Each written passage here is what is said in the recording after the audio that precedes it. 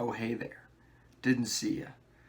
Didn't see you over there. And welcome back to Mac Music Review. Today we're looking at the album, the best albums of 2015. 2015 was a really, really good year for music. And I'm going to hop into the honorable mentions, and then we're going to talk about the top 10 best albums. And I'll explain why each album is so amazing. Here we go. Emotion by Carly Rae Jepsen is one of the best pop albums of 2015, but it's also one of the best pop albums of the decade.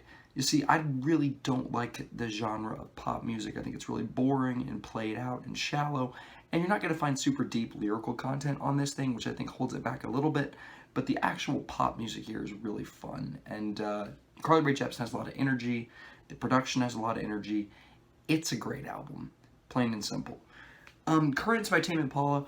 I don't have a lot to say about this one because I haven't listened to it that much. I can appreciate it being a great album, but it's really not my favorite thing. Let It Happen is an amazing song though, and you know, of course, the less I know the better. First Tame Impala song I ever heard. It's most people's first Tame Impala song. It's pretty cool. Ego Death is the best R&B album of this year.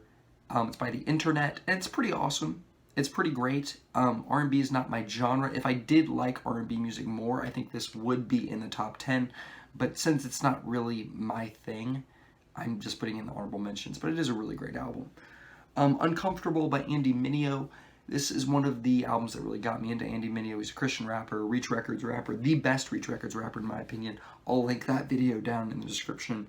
Also, I could link the review for this because I've reviewed this. If I remember, I usually don't remember to do these things. But Uncomfortable, great album, very unconventional rap album, very different from everything else out there, and another reason why Andy Mineo is the best Reach Records rapper, in my opinion. Volne Kura, I don't know how to say this, by Bjork, her 2015 album. It's kind of hard to get into. It's not super fun to listen to, but it is great. It's just not that accessible, and I think in the future I may like this album a lot more, but right now it's an honorable mention. It's still a great album. Falling Up's self-titled album. Falling Up started as this really bad, really corny Christian contemporary music band, or Christian rock or indie rock band, and since then they've come so far. This is so good.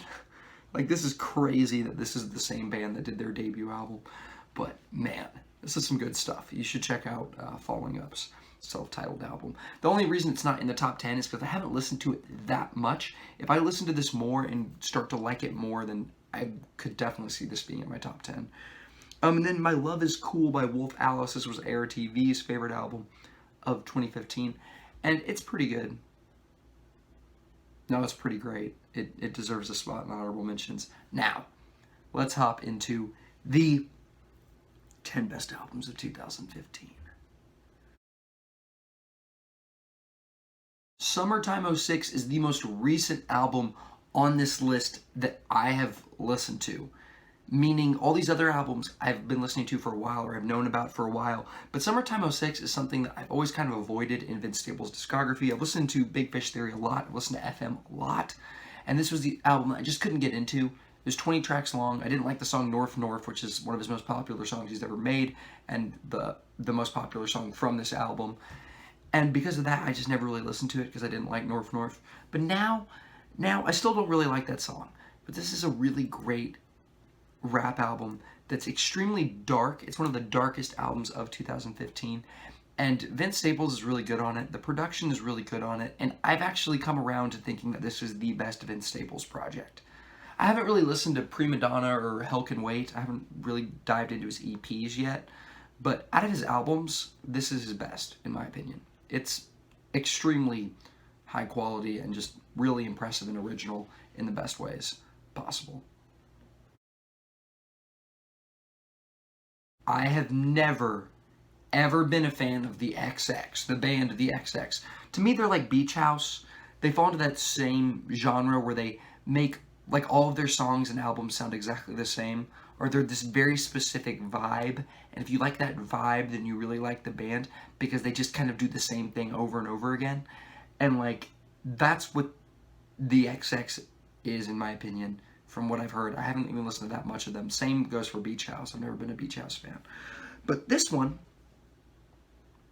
Jamie XX's solo album, is one of the best, I mean, scratch that, the best electronic music album of 2015. It's extremely impressive. It's extremely colorful, as the album cover suggests. It's extremely bright, vibrant, and it feels alive. It feels like a living, breathing thing, which is a huge accomplishment when you have a body of work that feels this real. It's very good. Carrie and Lowell, or Lowell, is a Sufjan Stevens project, and it's different from his other stuff. I mean, I'm sure he has other stuff that's actually like this, but it's extremely stripped back, and it's all acoustic. I mean, there's actually a little bit of electronic music in one of the songs. I think it's in Beloved My John, or John My Beloved. I don't remember exactly. But this thing is extremely sad, extremely dark, extremely raw. He does the entire album in like a whisper, falsetto voice, and it's just something. It's just kind of spooky, and it's just how like raw it sounds, and how campfire, like they all sound kind of like campfire songs, and the lyrics will get kind of intense sometimes. A very singular and unique experience listening to this album. Give it a shot. You might not like it, but you might love it.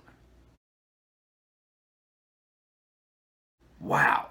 Speaking of albums that feel alive, that feel like they're just bursting with energy, Poison Season by Destroyer. More people need to be talking about this. This is so good.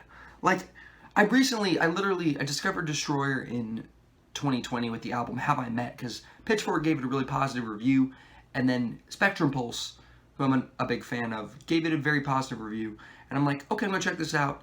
It's one of my favorite albums of 2020. You will see that on that list when that drops in December.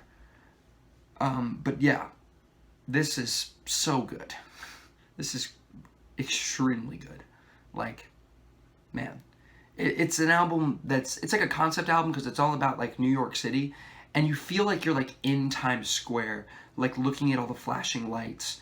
It's like 9 o'clock at night. It's, you know, it's dark, and it's just, you feel alive listening to this thing. It's so good. I Love You, Honey Bear is the greatest love album. Ooh, love. If you're feeling like loving, if you're feeling like you're in love, feel like you love somebody, in love with a woman, listen to I Love You, Honey Bear.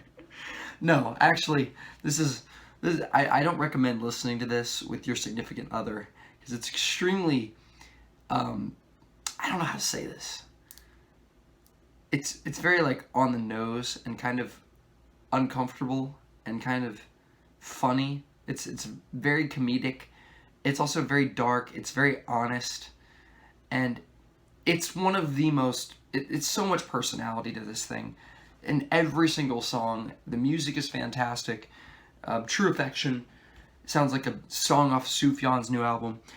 It sounds like all of the songs on Sufjan's new albums, actually. And then you got Ideal Husband, which is like Father John Misty going crazy and wanting to kill someone.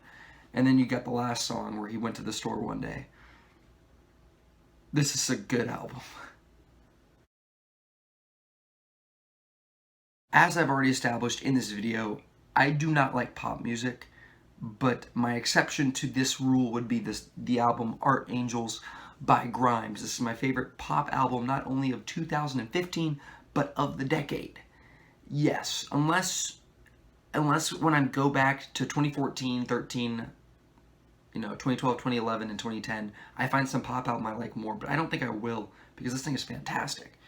I mean, it's not like traditional pop music. It's like art pop. It's like anime pop. It has very strong anime vibes from when I'm listening to it, which is, of course, a great thing.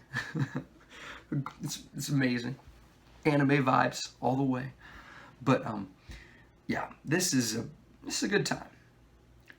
It's very fun. I love the song Butterfly. California has really grown on me, even though I originally thought that song was kind of annoying. Kill versus Maim. I mean, It's a bunch of bangers. Hey guys, this is kind of awkward, and I apologize for this because I actually like I messed up. I messed up, and I didn't include my fourth favorite album. I'm editing the video right now, and I realized it didn't record me talking about my fourth favorite album of this decade, of not of this decade, of 2015, which is the album "Strangers to Ourselves" by Modest Mouse. This is an awesome album. It's extremely underrated. I think it is. Well, this and Fly Exam are the most underrated albums of 2015. But I don't know why this album got the hate it did. I don't know why it got all the mediocre scores. As a Modest Mouse fan, as someone whose favorite band is Modest Mouse, I absolutely love this. I think the songwriting is as sharp as ever. I think the music is also very sharp, but very polished, very different from old school Modest Mouse. If you love that, you might not like this. But the vocals are there, the energy is there. It's an extremely underrated album, and it's a fantastic album, one of the best of the decade. You got to check this out. Okay, for anyone who's seen my best albums of the decade list, this is going to be a really weird placement to put Fly Exam at number 3. This is really strange because on that list, Fly Exam was my third favorite album of the decade. And here I'm saying it's my third favorite of 2015. So that doesn't really add up. That math doesn't add up, especially since the other two albums, The Narrative and Pure Comedy, which were I placed in the 1 and 2 spots on that list, didn't come out in 2015. But that's because this album, at first this album was a huge grower. Like it grew on me like a ton since I first listened to it. But now it's kind of grown on me less the more I've listened to it. Like it's gone down a little bit in my books. But it's not really that. And it's more the albums that I'm placing in front of it have grown on me more. That's actually a better way of putting it. Is the next 2 albums I'm listing have grown on me a lot more since I made my best albums of the decade list. So the Fly Exam is still an incredible album. Highly recommend it. Amazing wordplay, amazing production, amazing rapping, just fantastic. Pale Horses. Oh my goodness. This album has grown to be one of my all-time favorite albums ever. It's my favorite Me Without You album. And it's just, dude, this thing is like the best. This would actually be, oh man, this is one of my favorite albums of the decade, easily. Like, this is just an incredible experience. There's so much depth to this album. I'm still peeling back the layers. I've re-listened to this album so many times. So many songs have grown on me, like Mexican War Street specifically. I keep coming back to that song like every day. It's so good. I already love the song Rainbow Signs, but I'm still love that song. I love the intro track, Pale Horse. But like, all of the songs have so much depth and so many things to unpeel and unpack. Burnham Wood, fantastic. I mean, this album is just incredible. This should be no surprise. I think this was everyone's favorite album of 2015, which is kind of lame to go along with the majority and just be like, oh yeah, To Pimp a Butterfly is the best album of 2015. But that's because it is. I actually reviewed this album. I'll link that in the description. Once again, if I remember, I usually forget. I'm going to be linking so much in the description, dude. This is going to be a loaded video. But, I mean, T-Pab is, in my opinion, a 10. Like, this is a 10 out of 10. This is a 5 out of 5. This is an A+. This is, music doesn't get better than this. I was listening to a song this morning at, 6 in the morning. How Much a Dollar Cost. Just came up randomly. And put tears in my eyes, man. I think I said enough. If you haven't heard this album, I don't know what you're doing with your life. And if you don't love this album, then you're wrong. Yeah. Y'all have a great rest of your day. Thanks for watching the video.